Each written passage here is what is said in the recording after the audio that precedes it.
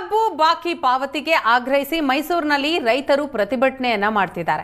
Mysuru DC ಕಚೇರಿಯ ಮುಂಭಾಗದಲ್ಲಿ ರೈತರು ಹೋರಾಟ ನಡೆಸಿದ್ದಾರೆ. 10 ದಿನದ ಒಳಗಾಗಿ ಕಬ್ಬು ಬಾಕಿ ಪಾವತಿ ಮಾಡಬೇಕು ಅಂತ ರೈತರು ಸರ್ಕಾರಕ್ಕೆ ಎಚ್ಚರಿಕೆ ಕೊಟ್ಟಿದ್ದಾರೆ. ಉಸ್ತುವಾರಿ ಸಚಿವರ ಮನೆ ಮುಂದೆ ಪ್ರತಿಭಟನೆ ಮಾಡ್ತೀವಿ ಅಂತಲೂ ಕೂಡ ಎಚ್ಚರಿಸಿದ್ದಾರೆ. ಉತ್ತರ ಭಾಗದ ರೈತರಿಗೆ ಹೆಚ್ಚುವರಿಯಾಗಿ 350 ರೂಪಾಯಿ ನೀಡಲಾಗಿದೆ. ದಕ್ಷಿಣ ಭಾಗದ ರೈತರಿಗೆ ಕೇವಲ 100 ರೂಪಾಯಿ ಕೊಟ್ಟು ಸುಣ್ಣ ಬಳಿದಿದೆ. ಈ ಭಾಗದ ರೈತರಿಗೆ ಬರೋಬ್ಬರಿ 18 ಕೋಟಿ ಹಣ ಬಾಕಿ ನೀಡಬೇಕು. ಇಲ್ಲವಾದಲ್ಲಿ ಸಚಿವರುಗಳ ಮನೆಗೆನೆ ಘೇರಾವ್ ಹಾಕ್ತೀವಿ ಅಂತ ಕಬ್ಬು ಬೆಳೆಗಾರರ ಸಂಘದ ರಾಜ್ಯಾಧ್ಯಕ್ಷ ಹಳ್ಳಿಕೆರೆ ಭಾಗ್ಯರಾಜ್ ಎಚ್ಚರಿಕೆ ಕೊಟ್ಟಿದ್ದಾರೆ.